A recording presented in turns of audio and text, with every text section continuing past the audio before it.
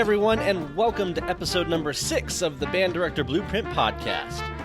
My name is Taylor Smith with co-host Eric Villalobos, and before we introduce today's amazing guest, be sure to hit subscribe right now on Apple Podcasts and leave a review of the show. Doing this really helps the podcast continue to grow and develop, and allowing us to provide the most value possible.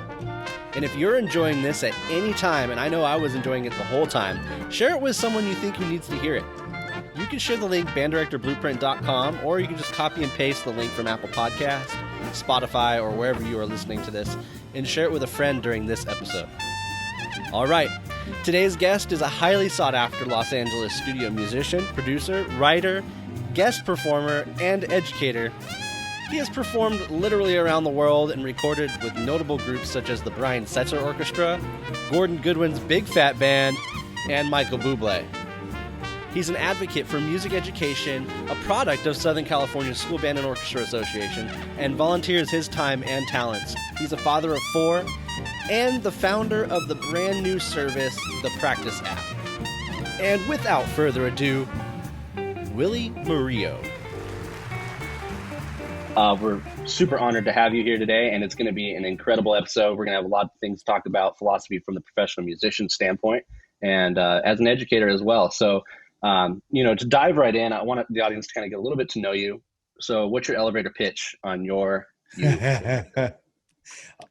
I'm a journeyman. I'm a regular guy. Well, I grew up and, my dad was a band director. My sister was a band director. All my entire family's about education.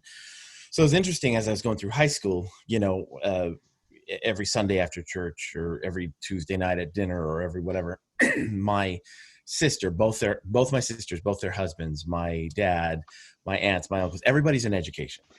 Right. And, so it was a really interesting thing because here I am, and I had these aspirations from age 15. I knew what I was going to do. I didn't know, of course, how it was going to play out, but I knew what I wanted to do. And everybody's in education. So I'm the guy going, hey, I don't know if I'm going to go to college. I don't know what that is. And I was a good student. I just kind of felt from early days, I don't know if I'm going to be, a college graduate kind of guy. And my girlfriend, first wife at the time, was like, homecoming queen, ASB, this and that, she's a high achiever. So all her family, so I was kind of getting on both sides, my family, her family, all of her good friends. So I was surrounded by this culture, and that's sort of the culture that I've been surrounded by my entire life, even, through early 20s, college, early 20s, early career, married, started to get kids. I was always kind of felt like I was going against the grain a bit. And so education has been a huge thing in my life. And I figured out, well, geez, I can get educated, but I need to do it on my own. It's not going to happen. I started working as a musician really early on. So I've always been a huge fan of education. I've been a part of, many education summits. I started teaching when I was in high school. I would go down to the junior highs. Then, little did I know that I was the, educator in training. And I always say when I do, clinics and that kind of thing now, that, there's full-time educators, there's part-time educators, there's full-time educators, that part-time, full-time musician, all of that. Right. Everybody's got their path, and there's no rules nowadays. Everybody can do it how they want to do it. So I'm hugely passionate about education. I grew up around it. I have been in it forever and ever and ever. Every time there would be a new education slogan or seminar or thing that my sisters or my dad would learn from taking his master's classes, I've been around it since I was, early. So I love education. I'm huge on education. I make my living as a trumpet player, composer, producer. I produce music for lots of juggler, people. Yeah, fire thrower, welder, yeah, plumber. So I'm sort of a jack of all trades, producer, musician, trumpet player guy. I write and I arrange and I do that kind of stuff. And I always say I make my money, doing things in TV and film. But really, my real job, my passion is education, because it's you're just pushing on the ocean. And so I've had that connection with educators since early. And then now that I do what I do, and I have some level of, I don't know, clout or reputation or whatever you want to call it, I do guest artist things. And my wife and I, who is a professional singer, we get to travel around the world. We do residencies, a week at a time here and there. And we get to come in and I get to be fun Uncle Willie, so to speak. And, that's my deal. That's what I do. So, during the week, I'm producing music and writing and this and that and the other and all that kind of stuff. And my wife says that she feels like she was born to keep 16-year-old girls from getting pregnant. She told me that one time, like, this is, and when I said, hey, why don't we do these guest artist things? She was like, what a perfect, place, this thing that dropped in our lap that she's able to use her talents and I'm able to use mine. And I sort of feel the same way. I have my own set of, hurts and issues and all these things that we all do. And, the psychology stuff, blah, blah, blah. We'll talk about that more, but everybody's working that stuff out at all times, even our heroes, our band directors, senior age, whatever they are. So that's what we get to do. So I'm a musician by trade. I've been around education my whole life. And really it's what I think about most is the education world and all that kind of stuff. But I just wasn't built to be a band director. I know that I couldn't do what you guys do. And I admire that so much because you guys play the long game. You come in every day. You watch students come in and out every year, every semester. Sometimes you walk with them for 2 years. Sometimes you walk with them for 4 years, whatever it is. And that's a total skill set and a gift and a level of patience all into itself. So I admire guys like you guys that do that and do it well.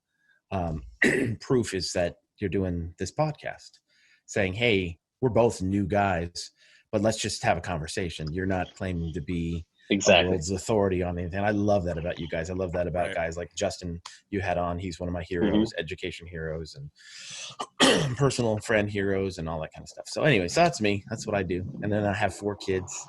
So, we spend a lot of time doing craziness and I practice the drum. I'm an avid practicer. I love practice. I have a new app called the Practice app, which I'm sure we'll talk about at some point, but that's my life. Yeah. I spend a lot of my life in this room right here, recording and practicing and playing and dreaming up educational schemes and all kinds of goodies. So anyway. Willie, this is incredible. And I have so much, to thank you for in my career. What you were able to instill with me in a couple of years when I was at Long Beach State in the jazz band, how you kind of just welcomed me with open arms into the Colburn jazz band that we had, and so on, and gigs here, random there and there. And it was kind of cool. One gig I played with you was one of my students that I was teaching in high school. And he was playing lead trombone, like, I'm playing third trombone. I'm like super happy about that. Like, yeah, go, see one of my past students, Yeah. So it was a good rounded moment. So thank you for that's what you just talked about education, how much that means to you really is the truth. Because from what I've seen and what I've experienced, this is from me, and I honor that so much because that's instilled a certain level of like ambition in me and drive and motivation. I think you and I are like entrepreneurial minded, For sure. we think, looking into the future and business. Like I almost see band directing as like being the CEO of a program or a company. 100%. And I love that topic. I can dig into that so much. And you can smell it on people a mile away when they're interested in doing things. You can smell it on people when they're interested in doing things for the wrong reason and interested in doing things for the right reasons. And I love that you guys are doing this because who knows how long this podcast will last, right? It's a thing. You're doing it well. It's great. You're having great guests on. You have great things to talk about, but it may not be it may not be the plan, the ultimate. It may not exist in 5 years. Who knows, right? Not be any fear of failure on your end, but like that reminds me of, all these educational ventures. And one of the last episodes, and I'm sure I'm going to get to any of you. I'm going to answer any questions you have, but I was loving that last episode that I saw with Justin, and you guys were asking such intuitive questions that I think every band director needs to think about. And that is one of the questions that you guys asked, which I thought was brilliant. You guys talked about culture, right? Creating a culture, right? What's interesting to me is, so let's talk really quick about how you and I met. The Colburn School, which is a well-known school here in Los Angeles, for anybody watching this that doesn't know about it, it's the Colburn family is like the Rockefeller family. They're old California money. They're big money. and their school is right across the street from Disney Hall. Their education is free, but it's like a Juilliard school. Anybody that is involved in the arts knows that it's a huge thing. If you don't know about it, you need to check it out. It's really cool. They get free food, free tuition, free housing, and it's the top kids. They have like a 90 some percentile in success rate in those students getting placed in orchestras, right? So it's a big deal. It's like Juilliard on the West Coast. Okay. So this is Colburn. So they called me and they said, hey, because of the foundations of what Colburn believes in, et cetera, they don't allow jazz. So they do it on the community side. But we would like to have a jazz thing, and we want it to rival the school orchestra. We want it to be like incredible. And we think you could have a unique way of building this for us. So I said, okay. So I did this thing. And I said, you know, what's cool is there's stuff in high school. There's, you know, professional bands, but there's nothing for that. Like, boy, I'm almost out of college. I'm a total stud. I just got my master's. I don't know how to get into the LA scene. It's like, let me start a band for those guys. So I started making some calls. I think I made 20 calls for like 19 spots, and it was expensive. And people were just like, yes, there's nothing like this. It's not a brilliant idea. It's just something somebody hadn't done. Right. Which I think is great. And those are the kind of adventures. And then we did it for, I think, 3 years or something like that. Different people will come and go, but that's where I met you, Taylor. And I brought in lots of different educators. I brought in lots of different guest artists and was trying to create a culture. And I remember having a really challenging time doing that and wondering, what do people think? Is this a good experience for them? And I always got good feedback. But I was always insecure, and it reminded me of the plight that you guys go through. You know, you guys get day in and day out practice at doing that. You know, Malcolm Gladwell talks about the 10,000 hours. You know, on the trumpet, I put in my 10,000 hours by the time I was a senior in high school. You know, I practiced 10, 12 hours a day. But in education or being a mentor, those things take a lot longer. And that's something I have to be honest with. And I'll tell you that I've always been really envious of that in you guys, because like, oh man, these guys get, you know, all these time, and you guys have to play the long game. You have to deal with parents. I once heard somebody say high school band directing has nothing to do with music. Yeah. I just found out that my, you know, the only drummer I have for jazz band just got busted for pot, and now he's kicked out of school. My, you know, head tall flags captain, you know, she just found out she's pregnant, or this guy got kicked out of this class, or that, you know, it's about, and I'm realizing that I hate this statement. It's just the statement I hate, but it's like the everything is everything statement. It's all one thing. Everything is just about love and patience and kindness and taking these students. And you guys get to do that full time, which I think is really great. And I've watched you both in action at different times, at different phases in your life. And I got to say congratulations, because you guys were built for this. And so to get a student from point A to Z, where you take them out of the perils of being a teenager, you drag them through it. Phew, we got done with that. Then they decide to do something with their life that they want to do, music. Right. But not only music, but I want to educate kids, and I want to help them love music the way I do. I want to help them discover this community the way I did. Mm-hmm. You know, and then you get them through their degree, then you get them through their master's, however long it takes, you know, whatever it is. And then all of a sudden here you guys are doing this thing, and you guys are creating so much good in the world. I just want to say congratulations. It's so cool. I love that you guys are doing that. And that's an aspect that I don't necessarily get to do. You know, I'm not built for that. So I'm at least smart enough to know, don't go be a band director, because you're not going to be good at that, you know? So anyway, you should just sorry. Stay in your lane, Willie. Stay in your lane. Exactly. So you talked about practice and how you take a student from point A to point B as an educator, but as a private musician or a private lessons teacher, where do you see your fit in with the band director community, and how can band directors take advantage of resources like you in their areas? A few years ago, Justin Padilla, when he was the vice president of jazz, he said, hey, listen, we've never done this, but I want to invite you. I think he thinks I'm better than I am at speaking. And so he said, hey, I want to invite you to do this thing at SCSBOA. And for those of you guys that are watching this that don't know what SCSBOA is, it's the Southern California School, Band, and Orchestra Association. And I'm proud to be a product of that environment. I take a lot of pride in the fact that I grew up in these honor bands and Yeah, you did were in the jazz marching bands. band Yeah. competitions and all this. It's just a cool community to be involved in. Big conference, thousands of band directors everywhere running around. You know, we all had like the Midwest Band Conference or something like that over here. So he said, I want you to do two, whatever you call it, 2 sessions right back to back. I have this idea. And so we talked about how to do it. And so basically what I did was I wrote down a bunch of topics and I just said, okay, and we put them in a hat, choose these topics. And I had topics like playing with mutes, you know.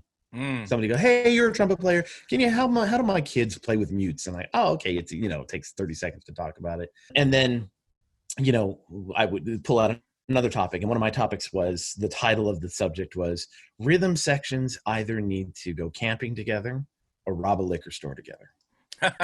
You know, and just talking about the level of closeness that they need to have because of just, you know, so talk about that, jazz bands, you know, trumpets, it's okay to play loud, you know, the woodwinds that, you know, does this. And so we get to about the 4th or 5th question and it's the title of it was, I'm okay and you're okay. Let's be okay.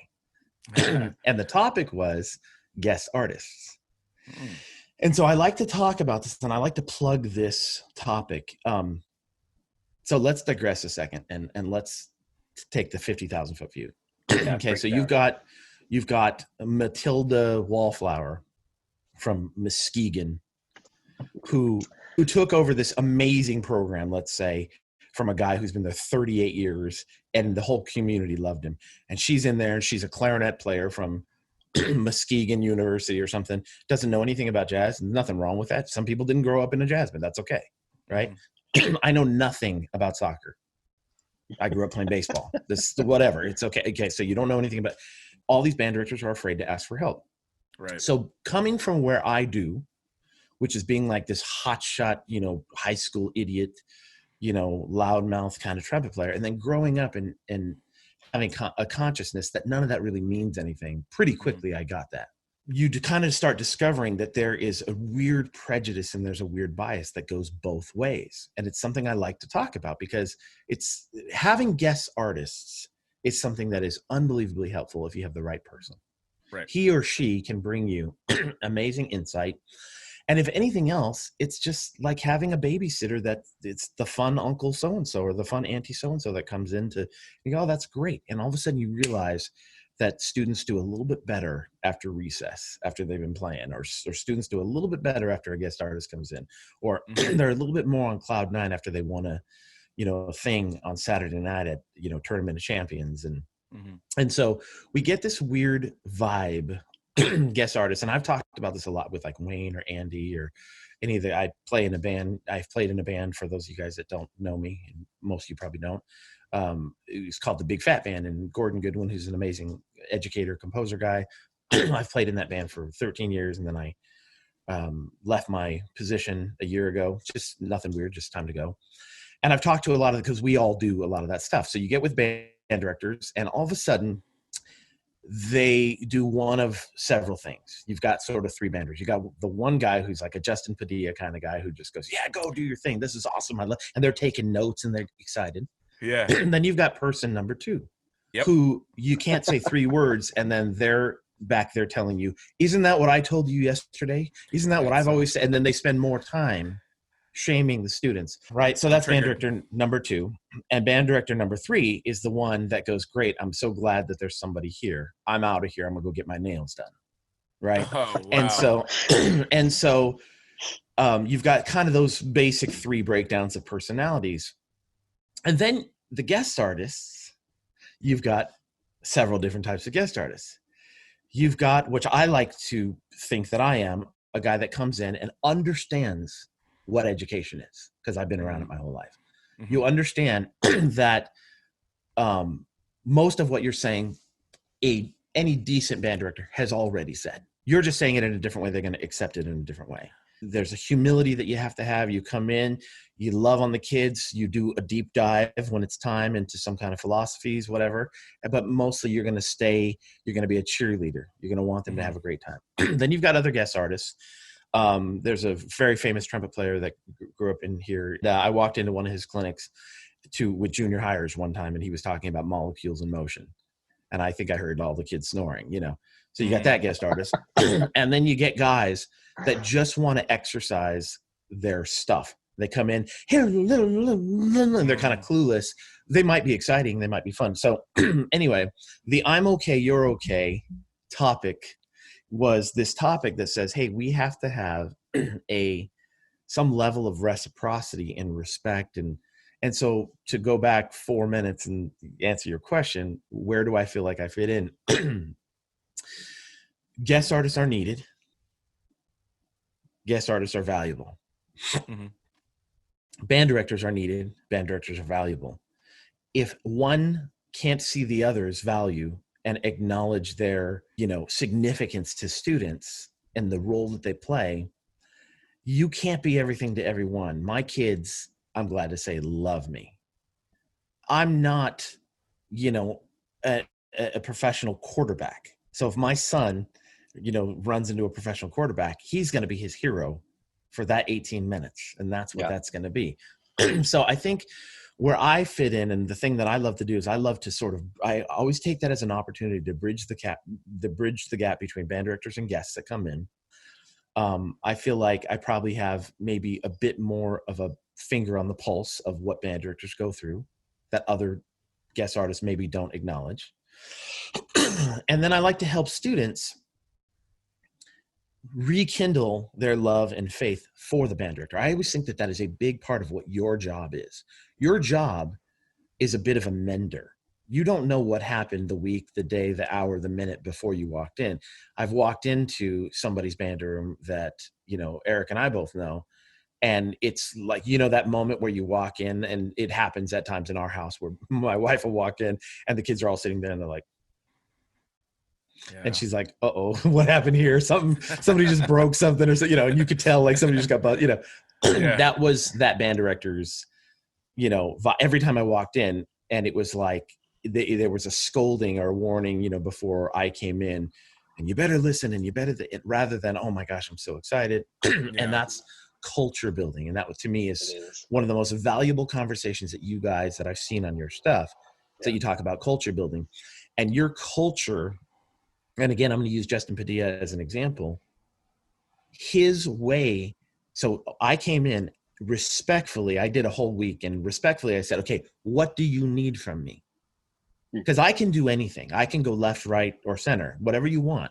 But my job is to serve you. And I've seen some very highly regarded big name guys that we all know walk in, and they don't come with that level of reverence or consciousness of what the culture is.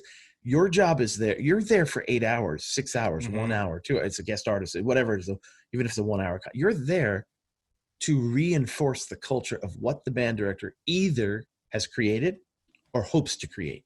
That's why they bring in guest artists. Mm-hmm. So I think my most effective thing that I can do is to help support whatever the band. And I have gone into places where band directors are completely clueless, and I just go, oh my God. So then I make suggestions on how culture could be, done. And like everybody, it's received well sometimes, and sometimes it's not received well. Yeah. But there tends to be this insecurity that band directors have because they don't know what neither one of you guys know what I know. First of all, I'm 45. You guys are what, 11? Yeah.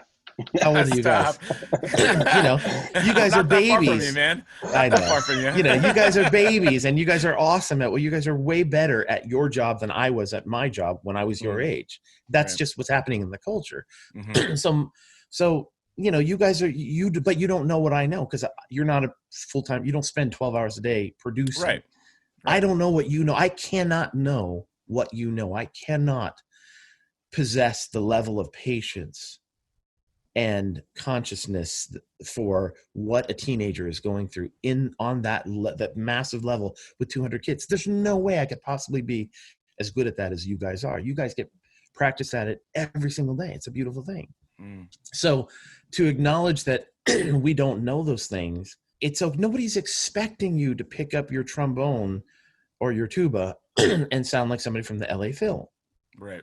That's not what you do. But I would guess that if there was a fist fight in your band room and then a parent conference to deal with it, and you needed that kid, I would guess that I would be in awe of how you dealt with that conflict. And I would never have thought to do it that way because you guys have had training in these areas. So anyway, all that to say, my role is to mitigate, to come in and help and assist and to do what my job is there for. But a lot of times people don't see that as a value, or there's an insecurity or whatever. So yeah. Willie, you hit that spot on.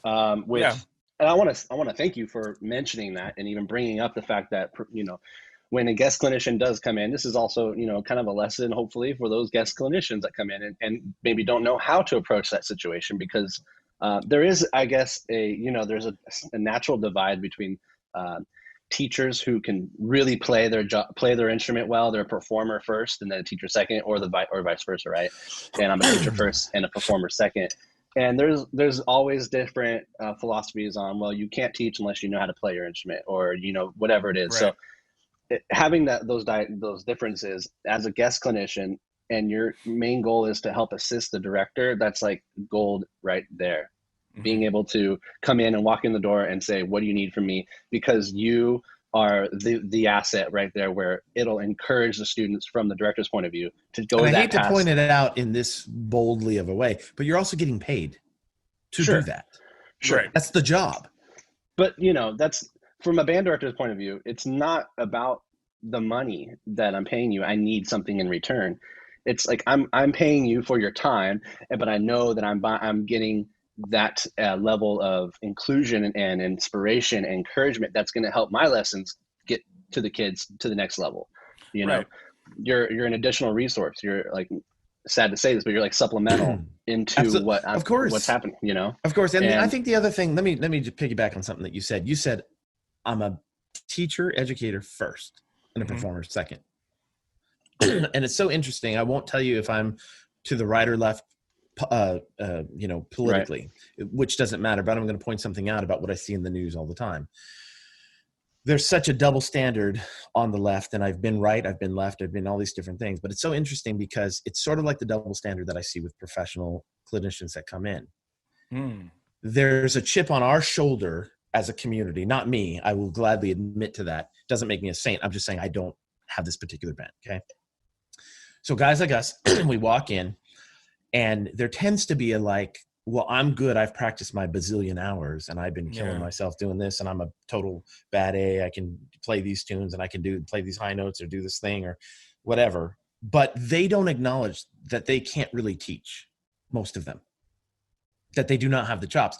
But yet there's a double standard, like the right and the left politically. Like, they expect you to be able to play like they can, but they don't acknowledge that they can't teach like you can. Right. And that's something that I think is taken for granted because there's a lot of not very good band directors out there. And you guys have, I feel like you guys have one of the most demanding jobs in all of education. A, let's just look at the pure numbers that you deal with. B, you have the same standards that every teacher does, except for that now we're doing it at an artistic level. So you're dealing with left and right brains, both sides. You're dealing with students who their, frontal lobes are not at all developed. You're dealing with hormones. You're dealing with culture, pure peer pressure, or however I say that. And I don't think people get what coaches and music teachers and go through. I don't think they understand that. You have to be the jack of all trades. You have to be great at these things. So I don't think that there's a consciousness that general musicians and guest artists have, that you guys are completely as good as we are. I can sit there and I've had to play on a movie date or something. I've had to do some really hard stuff. Whatever the hardest thing, that you guys have to do that all the time, every day, whatever that is in your world, right? So anyway, we can get off the guest artist thing, but I think that's a really important something that I carry with me about what I do in education. Yeah, and you know what? It kind of brings me back to my sophomore year in high school. You were actually our guest artist, and I remember everything that we did. We were rehearsing and it was more of the experience. And what I got from that of like how the hard work we did for that guest artist concert was so beneficial. Like I still listen to it. Like I have it on the cassette tape. Oh, you good know? God. Yeah. Like I don't we want to started hear out- what year was that? That was 98. 1960. Oh, No, stop. 98. Okay. Yeah, so we played like Bang That Wall Harvey Oh yeah, and I remember that. Caravan. Yeah, but like I remember like the hard work that we did all together. I think that was the best experience. One of the best experiences that I had in high school was being able to like do those kind of things, you know? And like, but you brought a new thing to our high school, like our high school jazz band. And but it wasn't just sophomore year. You came back every year. Like you did like even how to do jazz theory, how to like solo, how to improvise. And I still have that book too, actually. Beautiful, So man. yeah, so like it's one of those things, like those are like the tools that, or even the experiences that most kids are not going to be able to experience just because of whatever ego. And I think you hit it right on the head with band directors. Not all band directors. No, definitely not all. Yeah. It's that ego, and I'm starting to slowly see that shift of like we're starting to be a little bit more acceptant, like wanting to get help, you know, or like Right. have that community. Yeah, and I think that some of that's due to like the millennial crowd. Like you guys are Right. a lot more secure in who you are, so there's not this weird competitive thing with other people, either older or younger or same age or whatever, where you guys just go, yeah, well, this is my job. I'm not a mechanic. That's why I take my car to a mechanic, you know? And so I think that that's due to that. And I love that generational change is occurring. I think that's a beautiful thing and really valuable. Wow, we touched on a lot, and I love the whole guest clinician thing. I mean, I wish we had like dedicated the whole hour for that, but I'd love to move on too. Yeah. And I want to get some more practical. I like getting practical information for people around the country, all different types, band directors, teachers, musicians, administration, parents, whoever it is out there. But I'd like to know your perspective as a professional Los Angeles studio musician of college students in college today. And Sure. where do you think they should be spending a lot of their focus as it pertains to becoming a professional musician in college? What are the key, like the three you must be doing these? Let me start with something really simple. I think we need to change the narrative of what is easy and what's difficult. I think that's a huge thing. I think. What do you mean? Can you elaborate on that? Yeah. I think it's ridiculous that band directors say by the end of this semester, we're going to have a test on your 12 major scales. That's insane to me. My kids came home when they were in third grade and they were like, hey, we're doing times tables and we have to have them by the end of the week. I go, okay, great. So they do that. They have their little packet, their little 3-card, packets, and then you churn it, they're like stapled together, whatever. Right. And by this week, you have like 2 days and then they have the test on Wednesday for the 2s. And then you have 2 days and then you have the test on Monday for their 3s. Then you have 2 days. So they do that for 12, periods or whatever. Then they get their 12s. And I think that starting at 11s and 12s, they do their times tables like they get like 3 days. Mm-hmm. But they don't spend a whole semester on times tables. How many notes? There's only 12 notes. Right. Right? If you can play Fortnite, you can crush a C sharp scale. Right. It's just a freaking pattern. Yes. It's just a pattern. It's just a pattern. And most of the time it's not, about this, about the technical, it's about the memory. Which note do I play next? It's like us saying, we expect you to do times tables and this and that, but the other, but then like, we're going to give you a whole semester to know how to pick up your fork and go like this.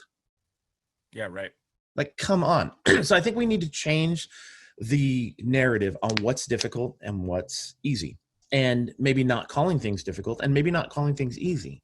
Which key is harder, C or C sharp?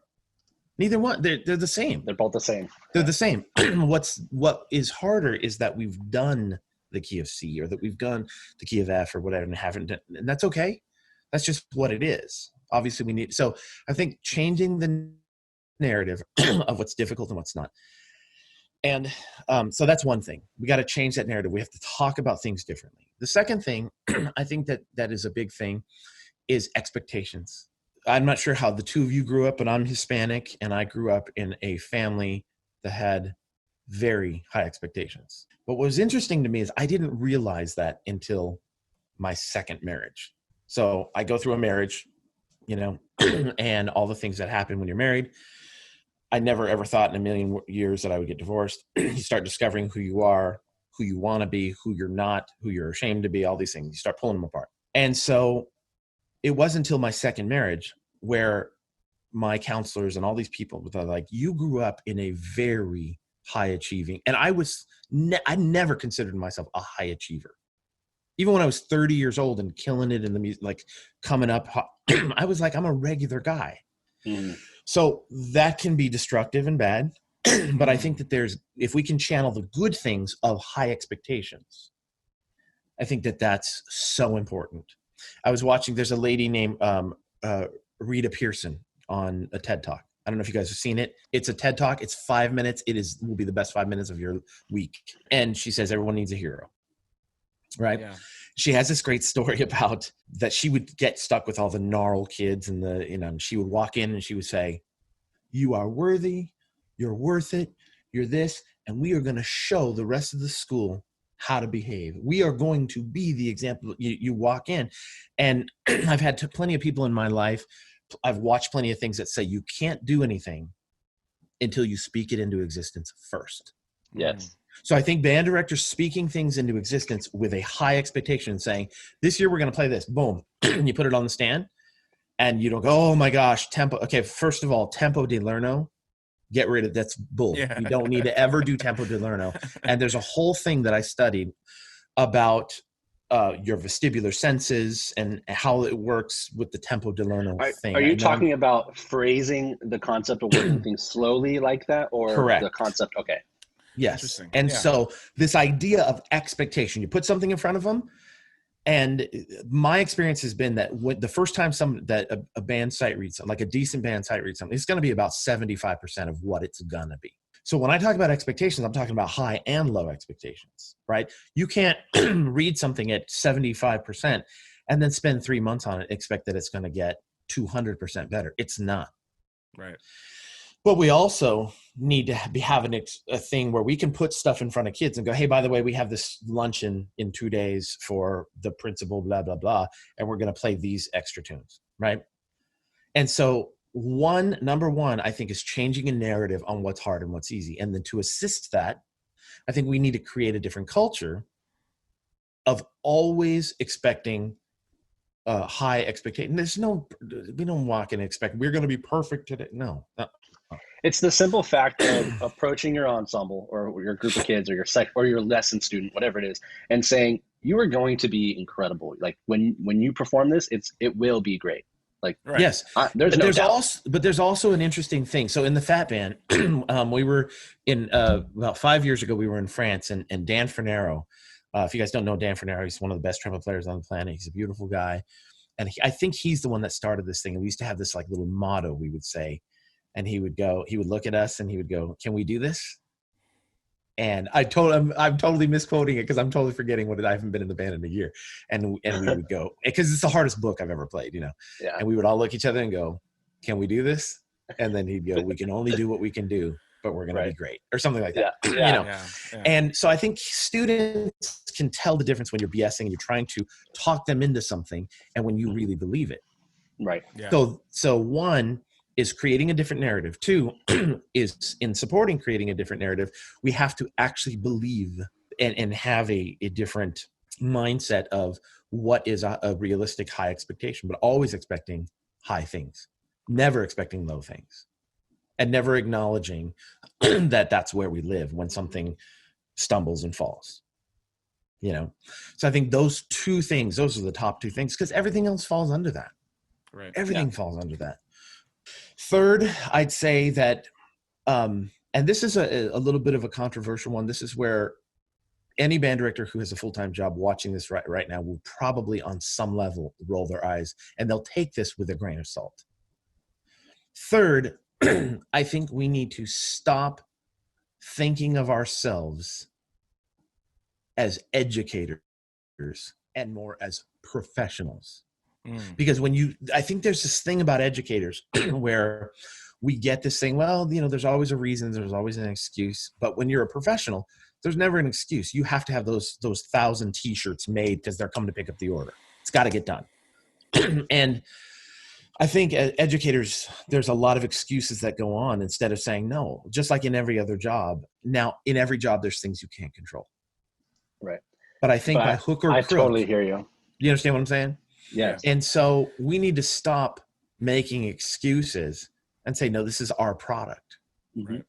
And if I'm great at my job, and if I'm loving, if I'm encouraging, if I'm skilled, if I'm educated on what students are going through, the culture, emotionally, if I'm doing those things, then this is going to end up good. There's always going to be things that could be better, but this is going to be good.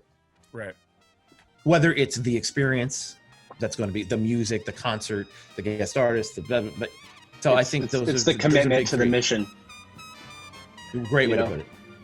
You can't be half pregnant. Yeah. Yeah, it's in or out. It's a binary state, man. You either are or you aren't. Yeah. Stay tuned for part 2 of Willie Murillo's interview. And if you haven't already, visit www.banddirectorblueprint.com to find out our resources. We have book recommendations there of some of our guests, and make sure that you're a part of our Facebook group. We're trying to engage our audience a little bit more there, and it would be awesome to be able to talk to you. So stay tuned for part 2.